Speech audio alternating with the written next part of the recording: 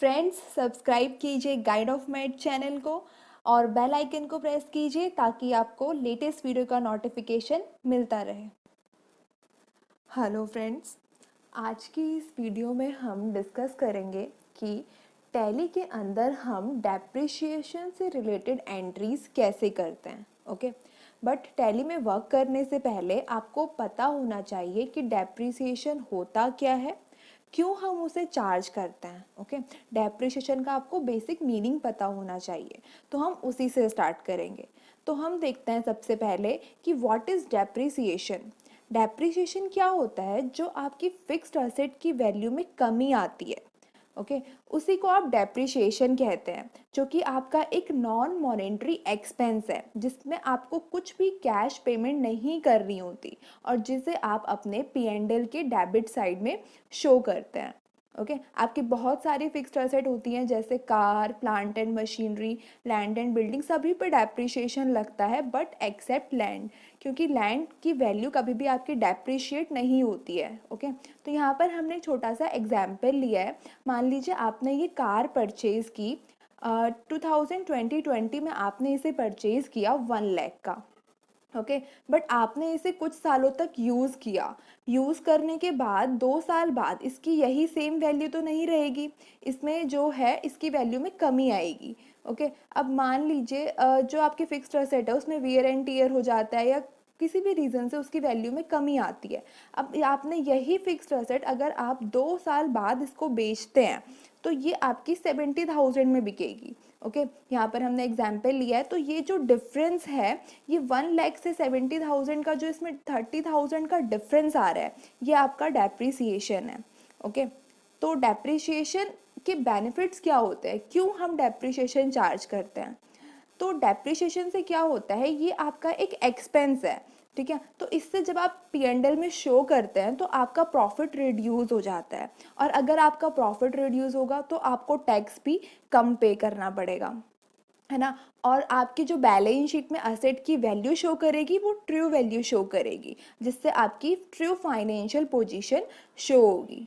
ठीक है, तो ये जो है कुछ रीजंस हैं जिनकी वजह से हम डेप्रिसिएशन चार्ज करते हैं। अब हम टैली में इससे रिलेटेड एंट्रीज देखते हैं। तो हमने यहाँ पे कुछ लेजर्स पहले से क्रिएट कर कर रखे हैं। तो A, L एंड A कर कर हम ये लेजर्स देखते हैं। हमने यहाँ पे ABC लिमिटेड पार्टी बनाई है जो सन्ड्री क्रेडिटर्स के अंदर रखी है। ओके, और इसका GSTIN नंबर हमने यहाँ पे डाल दिया है जो कि हरियाणा की पार्टी है।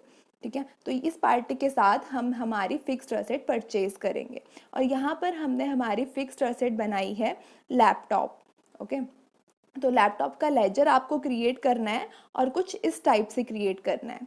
ये आपका रहेगा लैपटॉप फिक्स्ड असेट के अंदर। ओके, आप यहाँ पे जो भी असेट ले रहे हैं, प्लांट एंड मशीनरी, फर्नीचर, आपको उसको जो ग्रुप देना है वो फिक्स्ड असेट देना है। ओके, और यहाँ पर आपको GST एप्लीकेबल करना है। आप F11 F3 करके GST का पॉइंट येस कीजिए और उसके बाद इसको एप्लीकेबल कर दीजिए। और यहाँ पर नेचर ऑफ गुड्स में कैपिटल गुड्स लेना है और नेचर ऑफ ट्रांजेक्शन में क्या परचेज टैक्सेबल लेना है। और यहाँ पर आपको जो है टैक्स रेट टाइप कर देना है 18%। ओके, और यहाँ पर गुड्स लेनी है और इसको जो है एक्सेप्ट कर देना है। और इसके बाद यहाँ पर आपको ज़रूरत पड़ेगी डेप्रिशिएशन के लेजर की। तो हमने यहाँ पे डेप्रिशिएशन ऑन लैपटॉप क्रिएट कर लिया है इनडायरेक्ट एक्सपेंसेस के अंडर। ओके, और इसको जो है कंट्रोल ए से एक्सेप्ट कर देना है। ऐसे ही हमें यहाँ पे CGST SGST का लेजर बनाना होगा, जो कि हमने पिछली वीडियोस में डिस्कस किया हुआ है।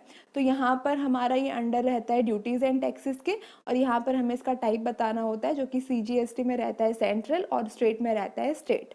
ओके, इसके बाद अब हम एंट्रीज देखते हैं। अकाउंटिंग वाउचर में आते हैं।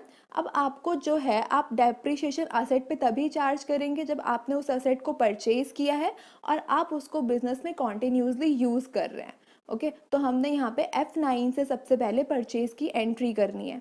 अब F2 कर कर डेट चेंज करी हमने। मान लीजिए हमने 1 अक्टूबर को यहाँ पर ये हमारी कार परचेज करी।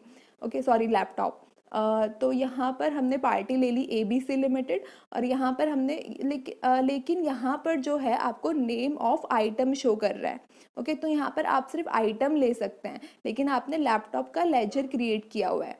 तो सबसे पहले आपको यहाँ पे आइटम इनवॉइस से अकाउंटिंग इनवॉइस मोड चेंज करना होगा, ऑल्ट आई कर ओके। तो आपने ऑल्ट आई किया और इसको जो है अकाउंटिंग इनवॉइस में चेंज कर दिया। अब यहाँ पर लैपटॉप आप ले सकते हैं। अब मान लीजिए आपने 50,000 का लैपटॉप परचेज किया और उस पर आपका CGST SGST लगा 4500 और 4500, ओके, 9% से, क्योंकि हमारा 18% था। अब इसी सेम एंट्री को आप परचेज की जर्नल में भी कर सकते हैं, बट वहाँ पर क्या होगा, आपका ये जो CGST SGST यहाँ पे ऑटोमेटिकली कैलकुलेट हो रहा है, वहाँ पर वो आपका ऑटोमेटिकली कैलकुलेट नहीं हो पाएगा। ओके, तो बेटर है कि आप उसको परचेज में करें। इसके बाद हम यहाँ पर चेक करते हैं, यहाँ पर जब आप इसका डेप्रिसिएशन चार्ज करेंगे, तो आपको जब आप डेप्रिसिएशन चार्ज करेंगे आपको 50,000 पे करना है, ना कि 59,000 पे। क्योंकि अगर आप 59,000 पे करते हैं तो आपको ये जो 4500 और 4500 का ITC मिलने वाला था, तो आपको वो नहीं मिल पाएगा। ओके, अगर आप ITC क्लेम करना चाहते हैं तो आपको टैक्सेबल अमाउंट पे, जो कि 50,000 है, उस पे डेप्रिसिएशन चार्ज करना होगा, और लैपटॉप पे आपका डेप्रिसिएशन लगता है 40%। ओके, अब बैलेंस शीट में चेक कीजिए, सॉरी यहाँ पर देखिए GSTR रिपोर्ट में चेक कीजिए, आपको यहाँ पर अभी जो 9,000 का यहाँ पे ITC शो कर रहा है, ठीक है। अगर आप उसमें चार्ज करते हैं 59,000 में अगर डेप्रिसिएशन चार्ज करते हैं तो आप ये नहीं क्लेम कर पाएंगे। अब यहाँ पर आपको जो है बैलेंस शीट में आपकी फिक्स्ड एसेट यहाँ पे शो कर रहा है। ओके, अब यहीं पे जो है आपको इसकी ऑल्ट ए कर डेप्रिसिएशन की एंट्री करनी है। F7 यहाँ पे प्रेस करना है, जर्नल में हम उसकी एंट्री करेंगे, और डेप्रिसिएशन आपका at the end of the year charge होता है। तो आपको जो है इसकी एंट्री 31 मार्च को यहाँ पर करनी है। ओके, और आपको यहाँ पर जो एक और चीज़ ध्यान रखनी है वो है डेट के साथ साथ आपने जब मशीनरी परचेज़ करी, तो आपने मशीनरी परचेज़ करी थी कब, आपने 1 अक्टूबर को मशीनरी परचेज़ करी थी। ओके, तो यहाँ पर जो है आपका 180 डेज़ का एक कॉन्सेप्ट होता है। अगर आपने मशीनरी का यूज़ 180 डेज़ या उससे ज़्यादा किया है तो आप फुल रेट से डेप्रिसिएशन चार्ज करते हैं। आप यहाँ पर एंट्री करेंगे depreciation on laptop account debit, और फुल 40% से आप डेप्रिसिएशन चार्ज करेंगे 50,000 पे। ओके, जो कि आपका आएगा 20,000, और यहाँ पर जो है आप क्रेडिट कर देंगे लैपटॉप। ओके, आपने डेप्रिसिएशन को डेबिट क्यों किया, क्योंकि वो आपका एक्सपेंस है और एक्सपेंस डेबिट होता है, और लैपटॉप को क्रेडिट इसलिए किया क्योंकि आपकी फिक्स्ड एसेट की वैल्यू डिक्रीज़ हो जाती है डेप्रिसिएशन चार्ज करने से। अगर फिक्स्ड एसेट की वैल्यू डिक्रीज़ होती है तो हम उसको क्रेडिट करते हैं। ओके, और इसको हमने जो है एक्सेप्ट कर दिया। ओके, अब मान लीजिए, अब यहाँ पर हम चेक करते हैं आपकी वैल्यू, देखिए यहाँ पे 20,000 से कम हो गई है। अब यहाँ पर आपको WDV मेथड आपका यूज़ होता है मोस्टली, ठीक है। तो यहाँ पर जब आप नेक्स्ट ईयर डेप्रिसिएशन चार्ज करेंगे तो वो आपको 30,000 पे करना है।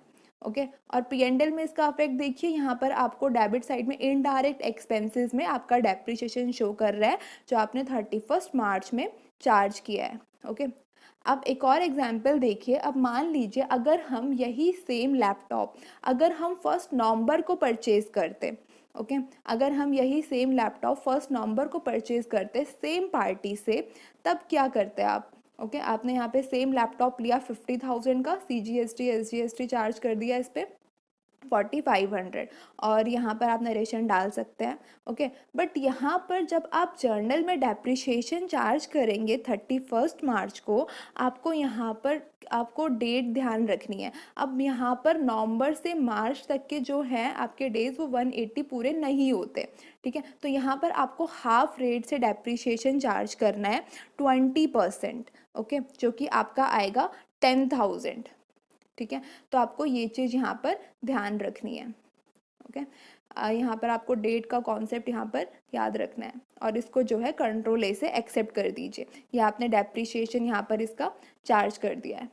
ओके, उसके बाद देखिए आपके पास जो है अलग अलग फिक्स्ड एसेट पे आपके अलग अलग डेप्रिसिएशन के रेट फिक्स किए गए हैं। ओके, तो अब हम यहाँ पर वो रेट डिस्कस करते हैं। होता क्या है यहाँ पर जो है आपकी ये हमारे पास एक हमने यहाँ पे छोटा सा चार्ट प्रिपेयर किया हुआ है, ओके, जिसमें हमारे डिफरेंट रेट हैं डेप्रीशिएशन के। ओके, तो हम ये देखते हैं। तो यहाँ पर आपके जो असेट्स है उनको ब्लॉक्स में डिवाइड कर दिया गया है। ब्लॉक्स क्या होते हैं? ग्रुप्स होते हैं, सिंपल असेट का ग्रुप होता है। जैसे बिल्डिंग में इसमें 3 कैटेगरीज बनाई हुई है और उसको रखा हुआ है बिल्डिंग ब्लॉक के अंदर।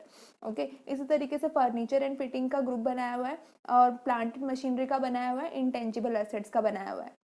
यहाँ पर जैसे बिल्डिंग के अंदर यहाँ पर अगर कोई आपकी रेजिडेंशियल बिल्डिंग है तो उस पर आपका 5% डेप्रिशिएशन लगेगा। अगर कोई टेम्पररी कंस्ट्रक्शन वाली बिल्डिंग है तो उस पर 40% लगेगा और इसके अलावा जो बच गए उस पर 10% लगेगा। ऐसे ही फर्नीचर एंड फिक्सचर्स पे आपका 10% लगेगा। ये आप अपनी मर्जी से चार्ज नहीं करते हैं, ये आपको जो रेट फिक्स किए गए हैं उन्हीं के अकॉर्डिंग आपको यहाँ पे चार्ज करना होता है। और जो आपकी इंटेंजिबल एसेट्स होती हैं उन पे आपका लगता है 25% मैक्सिमम और टेंजिबल एसेट्स पे मैक्सिमम 40% लगता है। ओके, तो ये जो चार्ट है ये आपको इजीली नेट पे कहीं भी मिल सकता है। तो आपको अगर कोई भी डाउट है कि आपको किस एसेट पे कितना रेट से डेप्रिसिएशन चार्ज करना है तो आप नेट पे जाके इसको पहले चेक कर सकते हैं।